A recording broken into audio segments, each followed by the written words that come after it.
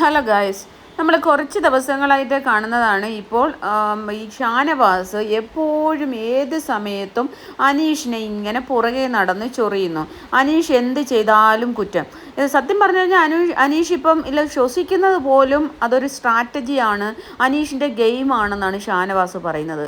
അല്ല, ഞാൻ ഈ ഒരു കാര്യം ചോദിക്കട്ടെ, ഷാനവാസിന് എന്താ യഥാർത്ഥത്തിൽ പറ്റിയത്? ഷാനവാസിന് എന്തെങ്കിലും പ്രശ്നമായോ?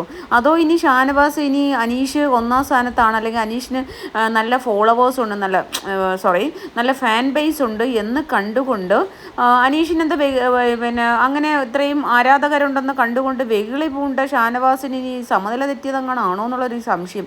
കാരണം ഞാനൊക്കെ ഷാനവാസിക്കായ അല്ലെങ്കിൽ ഷാനുക്കായ ഭയങ്കരമായിട്ട് സപ്പോർട്ട് ചെയ്ത ഒരാളാണ്. അവരുടെ ആ ഒരു കോംബോയും ആ ഒരു ഫ്രണ്ട്ഷിപ്പൊക്കെ നമുക്ക് ഇഷ്ടപ്പെട്ടതാണ്. അപ്പോൾ ഷാനവാസ് പറയുന്നത്, ഒരു 2, 3, 4, 5, 6 ദിവസമായിട്ട് ഷാനവാസ് പറയുന്നത്, അനീഷ് എൻ്റെ സൗഹൃദം എന്നിൽ നിന്ന് അല്ലെങ്കിൽ എൻ്റെ കൂടെ നിന്ന് എൻ്റെ സൗഹൃദം പിടിച്ചെടുത്ത് എന്നെ കരുവാക്കുവാണ്, അല്ലെങ്കിൽ അതൊരു ഗെയിം സ്ട്രാറ്റജിക്ക് വേണ്ടി അവൻ എന്നെ ഉപയോഗിക്കുകയാണ്, യൂസ് ചെയ്യുകയാണ് എന്നുള്ള പദമൊക്കെയാണ്. അപ്പോൾ അവൻ്റെ കള്ളത്തരം ഞാൻ പൊളിച്ചെടുക്കും, അവൻ പെരും കള്ളനാണ്, അവൻ്റെ കള്ളത്തരം മുഴുവൻ ഞാൻ പൊളിച്ചെടുക്കും, അവൻ ജനങ്ങളെ പറ്റിച്ചുകൊണ്ടിരിക്കുകയാണ് എന്നൊക്കെയാണ് ഷാനവാസ് പറയുന്നത്. അല്ല, ഞാൻ ചോദിക്കുകയാണ്, ഈ ഷാനവാസ് പറയുന്നതിൽ എന്തെങ്കിലും 1% ഒരു ലോജിക്ക് വേണ്ടേ ഷാനവാസേ?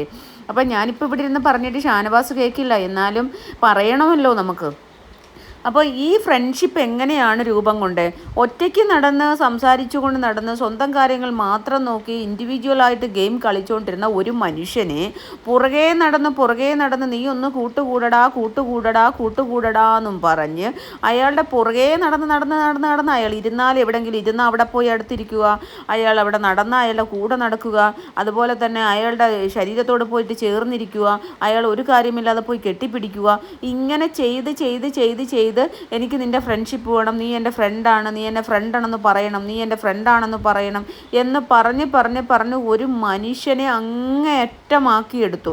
അതിനുശേഷം റിയ സലീം വന്നപ്പോൾ എന്നിട്ട് ഇതൊരു അങ്ങോട്ടും ഇങ്ങോട്ടും ഇവർ തമ്മിലുള്ള, അപ്പം ലാസ്റ്റ് ഒരു വ്യക്തി, ഒരു മനുഷ്യനല്ലേ, ഒരാളിങ്ങനെ, അതും സെലിബ്രിറ്റി ആയിട്ടുള്ള ഒരു സെലിബ്രിറ്റി സ്റ്റാറ്റസിലുള്ള ഒരാൾ ഇങ്ങനെ ഒരു സാധാരണക്കാരനായ ഒരു മനുഷ്യൻ അവിടെ ചെന്ന് അയാളുടെ ഇങ്ങനെ പുറകെ നടന്ന് ഒരു ഫ്രണ്ട്ഷിപ്പ് വേണം, സൗഹൃദം വേണം എന്ന് പറയുമ്പോൾ ഏതൊരു മനുഷ്യനും കുറേ ദിവസമൊക്കെ പിടിച്ചു നിൽക്കാൻ പറ്റും.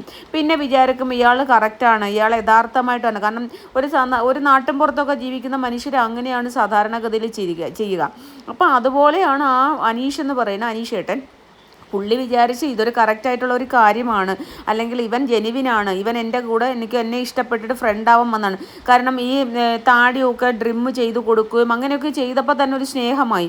പിന്നെ അന്ന് തൊട്ട് മെഡിസിൻസൊക്കെയാണ്, അനീഷാണ് രാവിലെ പോയി മെഡിസിൻസ് എടുത്ത് കൊടുക്കുന്നത്, അതുപോലെ ബാറ്ററി ഇടാനായിട്ട് ബാറ്ററി എടുത്ത് കൊടുക്കുന്നത്. അപ്പോൾ ഈ വീക്കെൻഡ് എപ്പിസോഡാകുമ്പം താടിയൊക്കെ ഡ്രിം ചെയ്ത് 2 പ്രാവശ്യം സുന്ദര കുട്ടപ്പനാക്കി. അപ്പോൾ അനീഷ് വിചാരിച്ച് ഇതൊരു ജെനുവിൻ നല്ല ഇവനൊരു സുഹൃത്താണ്. അത് പലതവണയും അനീഷ് പറഞ്ഞിട്ടുണ്ട്, എനിക്ക് ഒരുപാടില്ല, ഞാനൊരു ഒരാളുമായി സൗഹൃദം സ്ഥാപിക്കണമെങ്കിൽ എനിക്ക് അത്രമായിട്ടുള്ളൊരു സ്നേഹം തോന്നണം, അയാൾ സത്യസന്ധമായിട്ടായിരിക്കണം എന്ന് എനിക്ക് തോന്നണം, അത്ര അടുപ്പം തോന്നണം. അപ്പോൾ തോന്നിക്കഴിഞ്ഞാൽ പിന്നെ എനിക്ക് ആ സുഹൃത്ത് വലയം കളയാൻ പറ്റില്ല. ഞാൻ അങ്ങനെ ഒരു പേഴ്സണാണ്, ഞാൻ പെട്ടെന്ന് ആരുമായിട്ട് അടുക്കില്ല. അടുത്ത് കഴിഞ്ഞാൽ എനിക്ക് അവരോട് ഭയങ്കര അഗാധമായ അല്ലെങ്കിൽ ഡീപ്പായിട്ടുള്ളൊരു സ്നേഹമാണ് തോന്നുക. ഇതൊക്കെ പറഞ്ഞ് ഒഴിവാകാൻ നോക്കി. അപ്പോൾ ഈ ഷാനവാസ് പുറകെ നടന്നാണ് ഒരു സൗഹൃദം ഉണ്ടാക്കിയെടുത്തത്. അതിനുശേഷം നമ്മുടെ റിയ സലീം വന്ന സമയത്ത് റിയ സലീമിന് ബിഗ് ബോസ് കൊടുത്ത ഒരു ടാസ്ക്കാണ്, ഐ ലവ് യു എന്ന് പറയണം. ആര് പറയണം? അനീഷ് ഷാനവാസിനോട് പറയിക്കണം എന്നുള്ളത് റിയ സലീമിന് ബിഗ് ബോസ് കൊടുത്ത ഒരു ടാസ്ക്കായിരുന്നു. ഇത് ഞാൻ ലൈവ് പല സമയത്തും കാണാതെ പോയവർക്ക് വേണ്ടി, എപ്പിസോഡിൽ ഇതൊന്നും കാണിക്കണില്ലല്ലോ, അപ്പം പല കാര്യങ്ങളും കാണിക്കുന്നില്ല, ഇതൊന്നുമല്ല, പല കാര്യങ്ങളും കാണിക്കുന്നില്ല. അപ്പം ലൈവിലെങ്കിലും കുറച്ച് കട്ട് ചെയ്താലും നമ്മളിത് 24/7 കാണുന്നത് കൊണ്ട് കാണാത്തവർക്ക് വേണ്ടി ഞാൻ പറയുന്നതാണ്. നിങ്ങൾ ബോറടിക്കുന്നവർ കേൾക്കണ്ട കേട്ടോ, സോറി. അപ്പോൾ അങ്ങനെ ആ ഒരു റിയ സലീം പറഞ്ഞ് അങ്ങനെ ആ ഒരു സ്നേഹം നിങ്ങളൊന്ന് പറഞ്ഞ് എനിക്കൊന്ന് കേൾക്കണം. ഒരു ഗസ്റ്റ് പറയുമ്പോൾ ചെയ്യണ്ടേ എന്ന് കരുതി ഈ പാവം ഒരു മനുഷ്യനാണ് അയാളൊരു നാട്ടിൻപുറത്ത് ജീവിച്ച് നാട്ടിൻപുറത്ത് വളർന്ന് വന്നാണ്. അയാളൊരു ബിഗ് ബോസിൽ പോയി എന്ന് പറഞ്ഞാൽ അയാളുടെ സ്വഭാവം, അയാളൊരു കള്ളത്തരം കാണിച്ച് നിൽക്കേണ്ട ഒരു ആവശ്യകത ഉണ്ടെന്ന് എനിക്ക് തോന്നിയില്ല. അദ്ദേഹം ഒരു ജെനുവിനായിട്ടുള്ള പേഴ്സണാലിറ്റിയാണ് എനിക്ക് ഫീൽ ചെയ്യുന്നത്. കാരണം ഞാൻ ഒരു അഡ്വക്കേറ്റ് മാത്രമല്ല, ഞാനൊരു സൈക്കോളജി പഠിച്ച ഒരാളും കൂടിയാണ്. അപ്പോൾ അതുകൊണ്ട് തന്നെ അയാളുടെ ആ ഒരു ജെനുവിനാലിറ്റി എനിക്ക് ബോധ്യമായത് കൊണ്ടാണ് ഞാനിത് സംസാരിക്കുന്നത്. അപ്പോൾ അയാൾ ഐ ലവ് യു ഷാനവാസ് എന്ന് പറഞ്ഞു. അപ്പോൾ അതിനുശേഷം പിന്നെ ആ എപ്പിസോഡ് വന്നപ്പോൾ ലാലേട്ടൻ പറഞ്ഞു, നിങ്ങൾ രണ്ടുപേരും സ്നേഹമായല്ലോ, ഐ ലവ് യു പറഞ്ഞല്ലോ, അപ്പോൾ ഒരു പ്രാവശ്യവും കൂടി പറയുമെന്ന് പറഞ്ഞു. ആദ്യം മനീഷ് മടിച്ചതാണ്, കാരണം എപ്പിസോഡാണ്, ജനങ്ങൾ കാണും എന്ന്. പക്ഷേ പറയുമെന്ന് പറഞ്ഞപ്പോൾ ഒരു നാണത്തോടു കൂടിയാണ് പറഞ്ഞത്, I love you dear friend Shanavas എന്ന് പറഞ്ഞു. അപ്പോൾ അതിനുശേഷം അപ്പം നമുക്കെല്ലാം സന്തോഷമായി, ഹാപ്പിയായി. കോംബോ എന്നുള്ള കോംബോ എന്ന് പറഞ്ഞാൽ ഫ്രണ്ട്ഷിപ്പ് കോംബോ. അന്ന് നമ്മൾ കഴിഞ്ഞതിൻ്റെ ഡോക്ടർ റോബിൻ രാധാകൃഷ്ണൻ്റെ സീസണിൽ നമ്മൾ കണ്ടു, നമ്മുടെ പിന്നെ ഡോക്ടറും അതുപോലെ നമ്മുടെ ദിൽഷയും നമ്മുടെ ബ്ലെസ്ലിയും ഒക്കെ നല്ലൊരു അവർ മൂന്നുപേരും തമ്മിലുള്ള ഒരു ഫ്രണ്ട്ഷിപ്പ് കോംബോ ഉണ്ടായിരുന്നു, നല്ലൊരു ഫ്രണ്ട്ഷിപ്പ് ബോണ്ടായിരുന്നു. അതുപോലെ തന്നെ മണിക്കുട്ടൻ്റെ മണിക്കുട്ടനും ഡിമ്പിളുമായിട്ടുള്ള ഒരു ഭയങ്കര ഒരു ഫ്രണ്ട്ഷിപ്പ് കോംബോ ഉണ്ടായിരുന്നു. ഇതൊക്കെ നമ്മൾ കണ്ടു വന്നതുകൊണ്ട് അങ്ങനെ ഒരു ഫ്രണ്ട്ഷിപ്പ് വരട്ടെ, കാരണം ഇതൊരു ഹൗസാണ്, ഇവിടെ ഒരു പോസിറ്റിവിറ്റി വേണം എന്ന് വിചാരിച്ചിട്ടാണ് നമ്മളിത്. ഇതെന്ന് പറഞ്ഞു കഴിഞ്ഞാൽ അതിനുശേഷം പിന്നെ ഫാമിലി വന്നതിന് ശേഷമൊക്കെ പിന്നീട് ഷാനവാസ് എപ്പോഴും അനീഷിനെ ഇറിറ്റേറ്റ് ചെയ്തുകൊണ്ട് നടക്കണം. അനീഷ് എന്ത് ചെയ്താലും കുറ്റം, അനീഷിൻ്റെ പുറകെ നടക്കുന്നു.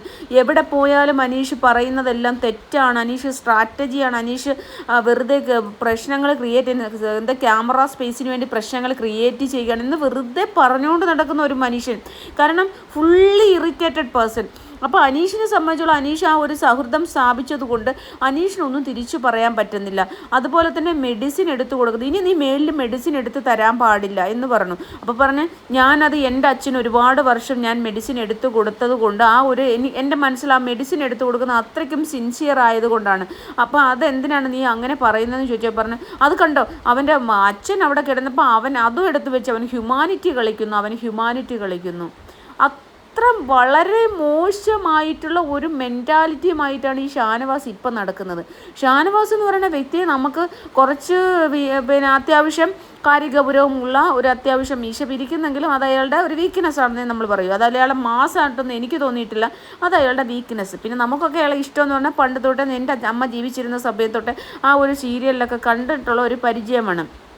പിന്നെ അതിനുശേഷം നമ്മളൊന്നും ഇദ്ദേഹത്തിൻ്റെ ഒന്നും സീരിയലൊന്നും കണ്ടിട്ടില്ല. അപ്പോൾ അദ്ദേഹത്തിന് ആ ഒരു സീരിയൽ കണ്ട് ഞാനിങ്ങനെ പാസ് ചെയ്യുന്ന സമയത്ത് ടി വിയിൽ അമ്മ ഇരുന്ന് സീരിയൽ കാണുന്നത് ഞാൻ കണ്ടിട്ടുണ്ട്. അപ്പോൾ അമ്മ പറയും രുദ്രൻ എന്ന് പറയുന്ന അത് കേട്ടിട്ടാണ് ഞാനൊക്കെ അങ്ങനെയാണ് ഇദ്ദേഹത്തിനെ പരിചയം.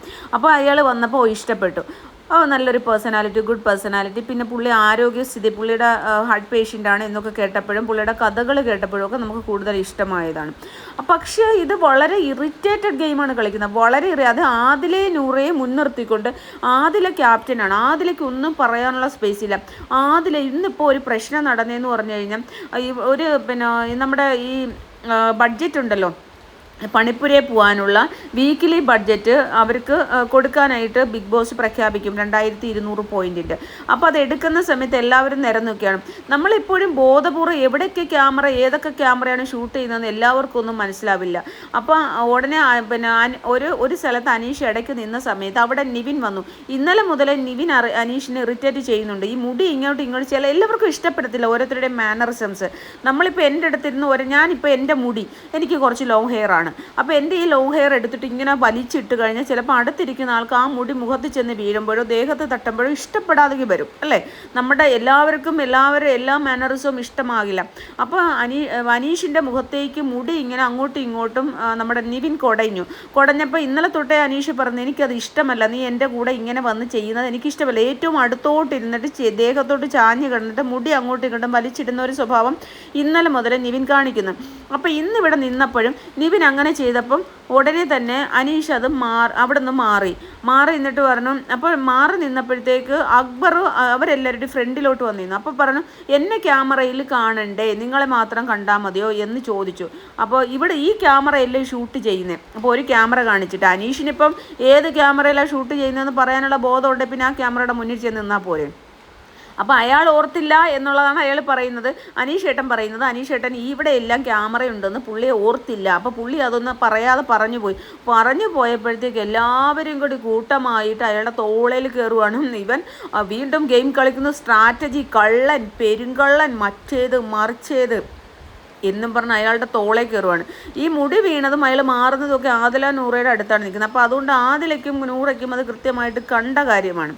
പക്ഷേ ഇതിന് ശേഷം അപ്പോൾ അയാൾ അവിടെ ഭയങ്കര പ്രശ്നമായി. പിന്നെ ലാസ്റ്റ് എന്തായാലും ബഡ്ജറ്റ് കട്ടാവുമെന്ന് കണ്ടപ്പോൾ അനീഷ് മാറിപ്പോയി. കഴിഞ്ഞതിന് ശേഷം ആദില പറഞ്ഞു, ചേട്ടാ എന്താണ് കാര്യം ഒന്ന് ചോദിച്ചു വിളിച്ചുകൊണ്ട് പോയിട്ട് സംസാരിക്കുമ്പം ഒരു തരത്തിലും ഷാനവാസ് സംസാരിക്കാൻ സമ്മതിക്കുന്നില്ല. അന്ന് തന്നെ ഇല്ല ഒരു ചോക്ലേറ്റ് പോയ ആ ഒരു ജിത്തു ജോസഫ് സാറ് വന്നപ്പം കൊടുത്ത ആ ചോക്ലേറ്റിനെ കുറിച്ച് അതൊരു ക്യാമറയിൽ പറയാൻ സമ്മതിച്ചില്ല. പിന്നെ ഇന്നിപ്പോൾ ഒരു ഇഞ്ചി ഇന്നലെ മെനഞ്ഞാന്ന് തന്നെ സാബുണ്ണൻ വന്നപ്പോൾ സാബുമോനെണ്ണം വന്ന സമയത്ത് സംസാരിക്കുമ്പോഴും ചുമ്മാ ഇറിറ്റേറ്റ് ചെയ്തുകൊണ്ടിരിക്കുന്നു. അയാൾ ഇവൻ പെരും കള്ളനാണെന്ന് പറയുന്നു, ഇവൻ്റെ ഗെയിമാണെന്ന് പറയുന്നു, ഇവൻ ജനങ്ങളെ പറ്റിക്കുന്നവനാണെന്ന് പറയുന്നു, ജനങ്ങൾ തെറ്റിദ്ധരിപ്പിക്കപ്പെടുന്നു എന്ന് പറയുന്നു. ജനങ്ങൾ വിവരമില്ലാത്ത ആൾക്കാരൊന്നുമല്ല. ഇവിടെ ഈ വെറും സാധാരണക്കാരെന്ന് പറഞ്ഞാൽ വെറും നമ്മുടെ കളിക്കാൻ പോകുന്നവരായാലും അല്ലാത്ത ആൾക്കാരായാലും എല്ലാ മനുഷ്യർക്കും അവരുടേതായ വിവരവും കാര്യങ്ങളുണ്ട്, കോമൺ സെൻസ് ഉണ്ട്, ചിന്തിക്കാനുള്ള ശേഷിയുണ്ട്, ചിന്താശേഷിയുണ്ട്. അപ്പോൾ എന്തിനാണ് അവരെ വിവരം ഈ ജനങ്ങളെ തെറ്റിദ്ധരിപ്പിക്കുന്നത്? ജനങ്ങളെന്താ തെറ്റിദ്ധരിക്കാൻ വേണ്ടി ഇരിക്കുവാണോ? ജനങ്ങൾക്ക് വിവരവും ബോധവുമുണ്ട്. അപ്പോൾ അവരെ തെറ്റിദ്ധരിപ്പിക്കേണ്ട കാര്യമില്ല. എല്ലാവരും കൂടി ചെന്ന് അയാളെ ബുദ്ധിമുട്ടി. അതൊക്കെ നെവിന് സപ്പോർട്ട് നെവിൻ ഇങ്ങനെ ഇയാളെ മോശമായിട്ട് ഇയാളോട് ബിഹേവ് ചെയ്തു, ഷാനവാസിനോട് ബിഹേവ് ചെയ്തു എന്ന് പറഞ്ഞപ്പോൾ ഒരേ ഒരാളെ ഹൗസിൽ സപ്പോർട്ട് ചെയ്യാനുണ്ടായിരുന്നുള്ളൂ, അത് അനീഷാണ്. അനീഷ് അത് സപ്പോർട്ട് ചെയ്തത് കൊണ്ടാണ് ഇന്ന് ഷാനവാസ് ആ ഒരു സ്ട്രോങ് ആയിട്ട് നിൽക്കുന്ന പോലും. അനീഷ് അന്ന് സപ്പോർട്ട് ചെയ്തില്ല എന്നെങ്കിൽ ഇയാളെ എല്ലാവരോടും ഒറ്റപ്പെടുത്തിയ സമയമായിരുന്നു. അനീഷായിരുന്നു അന്ന് സ്ട്രോങ് ആയിട്ട് സപ്പോർട്ട് ചെയ്ത് ലാലേട്ടിൻ്റെ മുന്നിൽ പറയാൻ പോലുമുള്ള ഗഡ്സ് കാണിച്ചത്. അപ്പോൾ അതുപോലും മനസ്സിലാക്കാതെ ഇപ്പം ഈ നിവിന് വേണ്ടിയിട്ട് ഈ ഷാനവാസ് ചുമ്മാ കിടന്നങ്ങ് പറയുവാണ്. ഇപ്പം എല്ലാവരും ഒറ്റക്കെട്ടായിട്ട് നിന്നിട്ട് ഈ ഒരു അനീഷിനെ ആക്രമിക്കണം. പക്ഷെ ആദില ഉണ്ടല്ലോ, ആദില പറഞ്ഞു അനീഷേട്ടാ വാ അനീഷേട്ടാ സംസാരിക്കാമെന്ന് പറഞ്ഞു. അപ്പോൾ പറഞ്ഞു ക്യാപ്റ്റനോടാണ് ഞാൻ സംസാരിക്കുന്നത്. ഷാനവാസ് വന്നങ്ങ് ഇടയ്ക്ക് കയറണം. ആദില തള്ളി മാറ്റി. ഷാനവാസ് ഇക്കാൻ മാറുന്നില്ല, ഞാനാണ് വിളിച്ചത്, അദ്ദേഹം എന്നോടല്ലേ സംസാരിക്കുന്നത്, നിങ്ങൾക്ക് എന്താ വേണം? ഒരു തരത്തിലും ഷാനവാസ് ആദില നൂറയോട് സംസാരിക്കാൻ സമ്മതിക്കുന്നില്ല. എനിക്ക് മനസ്സിലാവുന്നില്ല. ആദില നൂറ ഷാനവാസിൻ്റെ അണ്ടറിലാണ് ഇപ്പം പോകുന്നത്. ഷാനവാസിൻ്റെ കൺട്രോളിലാണ് ആദില നൂറ പോകേണ്ടത് എന്നാണ് ഷാനവാസ് വിചാരിക്കുന്നത്. പെങ്ങളൂട്ടി പരിവേഷം, പെങ്ങളൂട്ടി കാർഡൊക്കെ എടുത്തോ. പക്ഷേ ആദില ഇപ്പം ഹൗസിൻ്റെ ക്യാപ്റ്റനാണ്. എന്തെങ്കിലും കാര്യം പറയണമെങ്കിൽ ആദിലയോട് ഏതൊരു വ്യക്തികൾക്കും അവിടെ കാര്യം പറയാനുള്ള അവകാശമുണ്ട്. അല്ലെങ്കിൽ പറയേണ്ട ഉത്തരവാദിത്തം അല്ലെങ്കിൽ കേൾക്കേണ്ട ഉത്തരവാദിത്തം ആദിലയ്ക്കുണ്ട്. കാരണം ആദില ക്യാപ്റ്റനായിട്ട് ഇമ്മ്യൂണിറ്റി പോലും കിട്ടിയ ആളാണ്. ഒരു എവിക്ഷൻ നോമിനേഷനിലും പോരാതെ ഇമ്മ്യൂണിറ്റി കിട്ടിയ ആളാണ്. കാരണം ആദിലയ്ക്ക് വേറൊരു ജോലിയില്ല, ഇതൊക്കെ തന്നെ ജോലി. എല്ലാവരുടെയും പ്രശ്നങ്ങൾ കേൾക്കുക, ടീമിനെ തിരിക്കുക, ഇതൊക്കെ തന്നെ ജോലി. അപ്പോൾ പിന്നെ അത് ചെയ്യാതിരുന്ന ആദിലയ്ക്ക് പിന്നെ ഒരാളിനോട് ഇത് പറയാൻ പറ്റും? അപ്പോൾ അനീഷ് വിളിച്ച ആദില എനിക്ക് ഇന്ന കാര്യം പറയണം. കാരണം ആദിലയ്ക്ക് അറിയാം അനീഷിനോട് വഴക്കിടരുത്. ഇപ്പം നൂറയും ആദിലയും കൂടി പറയുന്നതെന്ന് പറഞ്ഞു കഴിഞ്ഞാൽ അനീഷിന് സപ്പോർട്ടുണ്ട്. അനീഷിനോട് വഴക്ക് ആവശ്യമില്ലാതെ മറ്റുള്ളവർ പറയുന്ന കേട്ടുണ്ട്, വഴക്കിടരുത് എന്നുള്ളൊരു ബോധ്യം അവർക്ക് ഇപ്പം മനസ്സിലായി വന്നു തുടങ്ങിയിട്ടുണ്ട് ആദിലയ്ക്കും നൂറയ്ക്കും. അപ്പോൾ അത് മനസ്സിലാക്കിയപ്പോൾ ഷാനവാസിൻ്റെ ഭയമുണ്ട്. ഷാനവാസ് സ്ക്രീൻ സ്പേസിന് വേണ്ടിയിട്ട് അനീഷിൻ്റെ പുറകെ നടക്കുവാണ്. അതുപോലെ തന്നെ അനുമോള് പറയുന്നുണ്ട്, നിങ്ങളിപ്പോൾ കാണിക്കുന്നത് സ്ക്രീൻ സ്പേസിന് വേണ്ടിയിട്ടല്ലേ, നിങ്ങൾ ഈ കാണിക്കുന്ന കാര്യങ്ങൾ ഇപ്പോൾ സ്ക്രീൻ സ്പേസിന് വേണ്ടിയില്ല, നിങ്ങൾ ഈ അനീഷേട്ടൻ്റെ പുറകെ നടക്കുന്നത് ഇപ്പോൾ സ്ക്രീൻ സ്പേസിന് വേണ്ടിയിട്ടല്ലേ എന്ന് പുറവിൽ നിന്നിട്ട് നമ്മുടെ നൂറായും പിന്നെ എന്താ പറയുന്നത്, നമ്മുടെ അനുമോളും കൂടി ഒരു കൊടയും പിടിച്ച് പുറകെ നടക്കുന്നുണ്ട്. പുറകെ നടന്ന് അവർ പറയുന്നുണ്ട്, ഷാനവാസിക്ക നിങ്ങളിപ്പോൾ അവരെന്ന് പറഞ്ഞാൽ അനുമോളാണ് പറഞ്ഞത്. അപ്പോൾ അത് അനുമോളുമായിട്ട് വീണ്ടും പിണങ്ങി. ഈ ഷാനവാസ് എന്തിനു വേണ്ടിയിട്ടാണ് കണ്ട നോക്കിയിരിക്കുവാണ്, ഈ ചുമ്മാ ഒരു കാര്യമില്ലാതെ ഇറിറ്റേറ്റ് ചെയ്തുകൊണ്ടേയിരിക്കുന്നു. ഒരു ഇഞ്ചി തൈ അയാൾ കൊണ്ടുവന്നൊരു ഇഞ്ചി കൊണ്ടുവന്ന് കുഴിച്ച് വെച്ചിട്ട് അയാൾ എല്ലാ ദിവസവും പോയി വെള്ളം ഒഴിച്ചു. ഒരു കൃഷിക്കാരൻ എന്ന് പറഞ്ഞാൽ ഒരു നാമ്പ് പൊടിഞ്ഞു വന്നാൽ അതിൽ ഭയങ്കര സന്തോഷമായിരിക്കും അല്ലേ? എന്തെങ്കിലും ഒരു സാധനം ഇത് കൃഷിക്കാർ തന്നെ അല്ലാഞ്ഞിട്ട് നമുക്കൊക്കെ, ഞാനൊക്കെ ഒരു മുളക് തൈ വെച്ച് കഴിഞ്ഞാൽ വീട്ടിൽ ആ മുളക് തൈ ഒന്ന് പിടിച്ച് വരുമ്പോൾ നമുക്ക് ആ ഒരു ഹാപ്പിനെസ്, നമ്മുടെ നമുക്ക് എന്ത് സന്തോഷമാണ്. ആ തൈ വളർന്ന് അതിനകത്തൊരു കുഞ്ഞു മുളക് പിടിക്കുമ്പോൾ, ഒരു പൂക്കുമ്പോൾ ഒരു മുളക് പിടിക്കുമ്പോൾ. എൻ്റെ വീട് ഇഷ്ടം പോലെ മുളകാണ്. എന്നാൽ ഞാൻ മുളക് തൈ ഞാൻ കിളിപ്പിച്ചിട്ട് എനിക്ക് പുറത്തുനിന്ന് മുളക് പച്ചമുളക് വാങ്ങിക്കേണ്ട ആവശ്യമില്ല. അപ്പോൾ അതൊക്കെ കിളിക്കുമ്പോൾ നമ്മൾ ആ പച്ചമുളക് പറിക്കുമ്പോഴൊക്കെ എന്തോ ഒരു ഹാപ്പിയാണ്. അതുപോലെ അയാൾ പ്രത്യേകിച്ചും അയാളൊരു കൃഷിക്കാരനായതുകൊണ്ട് അയാൾ കൃഷിയും കാര്യങ്ങളും ജനിച്ചപ്പോൾ തൊട്ടേ ചെയ്യുന്ന ഒരാളാണ്. ഓർമ്മ വെച്ച കാലം തൊട്ട് അയാൾ അങ്ങനെയാണ്. അപ്പോൾ ആ ഒരു ഇഞ്ചി തൈയായിട്ട് പൊടിച്ചു വന്ന സമയത്ത് ആ ഒരു നാമ്പ് കാണിക്കാനായിട്ട് ഷാനവാസിനെ, അപ്പോഴും അയാൾ ഷാനവാസിനെയാണ് കൂട്ടിയത്. അപ്പോൾ ഷാനവാസിനെ കൊണ്ട് കാണിച്ചപ്പോൾ അതും പറയുന്ന ഗെയിം സ്ട്രാറ്റജി. ഇന്ന് അയാൾ ജയിലിലിരുന്ന് വളരെ വേദനിച്ച് വളരെ വിഷമിച്ചുകൊണ്ട് പറയുന്നു, ഷാനവാസ് എന്തിനാണ് എന്നോട് എന്നെ ഇങ്ങനെ കാണിക്കുന്നത്, എനിക്ക് ഷാനവാസിനോട് തിരിച്ച് എന്ന് പറഞ്ഞാൽ ആ ഒരു സൗഹൃദം കട്ട് ചെയ്യാനായിട്ട് ഉള്ളിൽ എനിക്ക് സ്നേഹമായി പോയി, അത് മാറ്റാൻ എനിക്ക് കഴിയുന്നില്ല എന്നാണ് അയാൾ ഭയങ്കര വിഷമത്തോടു കൂടിയാണ് അനീഷേട്ടൻ പറഞ്ഞത്. നമ്മളത് മനസ്സിലാക്കണം. ഒരു മനുഷ്യൻ അവനെ സൗഹൃദം ഭാവിച്ച് എന്നാൽ ഇതാണ് പിന്നിൽ കുത്ത്. ഒരാളെ സൗഹൃദം ഭാവിച്ച് സുഹൃത് വലയത്തിൽ എത്തിച്ചിട്ട് അയാൾ എങ്ങോട്ട് പോയാലും, അയാളിപ്പം ശ്വസിച്ചാലും, അയാൾ ഉറങ്ങാൻ കിടന്നാലും, അയാൾ അങ്ങോട്ട് തിരിഞ്ഞാലും ഇങ്ങോട്ട് തിരിഞ്ഞാലും ഇതെല്ലാം അയാൾ പറയുന്നത്, ഷാനവാസ് പറയുന്നത് അതെല്ലാം അനീഷിൻ്റെ ഗെയിം സ്ട്രാറ്റജിയാണ്, ഇവൻ ഗെയിം കളിക്കുന്നു,